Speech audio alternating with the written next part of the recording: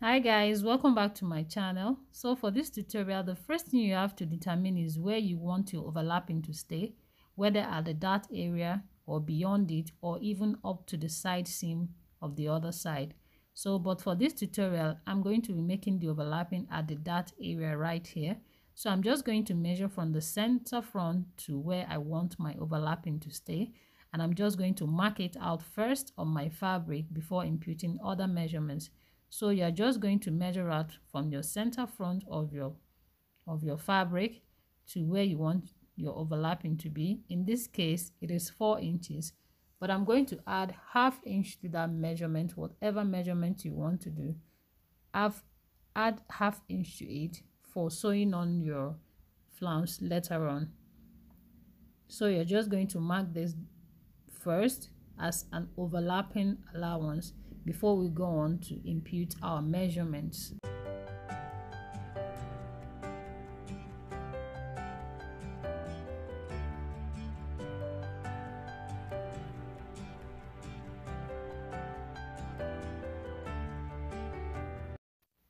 Now after doing this, the next thing you are going to do is to start from this area to impute your normal measurement as you can do on a normal basis.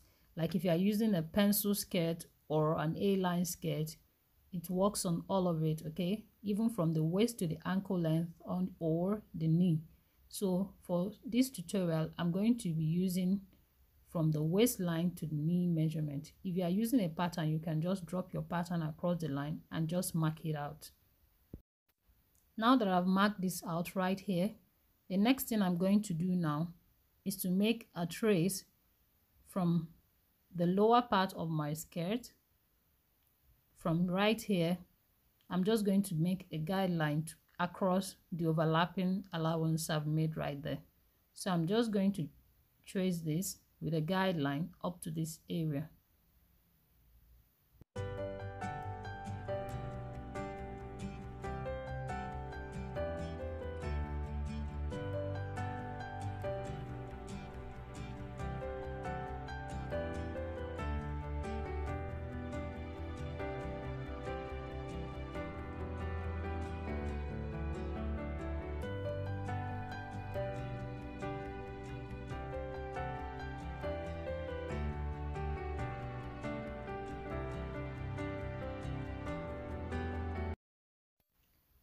When you're done doing that, the next thing you're going to do here is to cut this out. And when you cut it out, as you can see right here, I've cut this out. So what you're going to do now, first of all, is to before you open it up, make sure you notch where your overlapping will stay. Like in this case, it's at the dart area, and also you notch the center front here, so that when you are bringing both together, you won't be confused. So it helps you a lot as an indication point while sewing it. So now the back piece for this skirt remains the same, okay, whether it's a long or short skirt, and the side seam are equal to each other, both the front and the back piece. Then the next thing you are going to do now is to cut out the flange, which you are going to be sewing along the front of your skirt. I have a tutorial already on how to cut this flounce, so make sure you check out for this tutorial later, and I'll keep the link on the description box below. This flounce is going to sit right in front and along the lower part of your back piece of the skirt. So when you're done cutting this out, the next thing you're going to do now is to cut it out on your fabric. This is both the front and the back piece. If you want to learn how to cut stripes like this, I also have a tutorial on this, and I will also put the link on the description box below, so you make sure you check this out later. So right here, the next thing we are going to do here is to sew on your zip, and then you sew the other part down. Since the front is already open, you don't need a slit at the back. You measure the lower part and along this side, both sides of the front, and then cut out your flounce. Now the next thing I'm going to be showing you is how to cut the lining together with the flounce, so that it won't be difficult to cut the lining after you must have cut your flounce out. So you're just going to place your lining below. As you can see, that brown fabric below the flounce right here.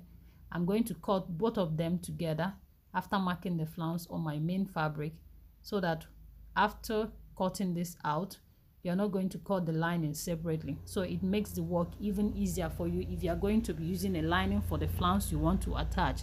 So this is just for example purpose, as I'm not going to sew the lining to the one I'm going to be using for this tutorial. Okay, so here, for a clearer example of what I'm showing things, so this is the lining below. You're going to place it right side to each other while cutting, so that at the end of the day you just need to pin this right up and just sew it up. So I'm just going to continue cutting out my flounce. So what you have to do next is to sew the side seam of your skirts together. As you can see, I've sewn the back piece to the side of seams of the front pieces. So you're just going to go ahead and sew your flounce. And to do that, at the inner part of the overlapping at the front, you're going to sew halfway, sew the flounce halfway. This is to eliminate bulkiness at the front of the skirt to the other side. I'm going to show you what I mean in a second. So as soon as you finish using your lining on your flounce, you're just going to drop it right there, halfway or midway, but I advise you sew it halfway. If you finish sewing on your lining to your flounce, this is exactly what it's going to look like. But I'm not going to use this flounce for this skirt. Okay, so you sew all the way to halfway towards the one that you are going to be overlapping on. I'm going to sew mine right now and I'll show you what it looks like. Okay, don't forget to give a thumbs up to this video, share my video, and don't forget to subscribe and put your notification bell on, so that whenever I upload the next video, you'll be the first to watch.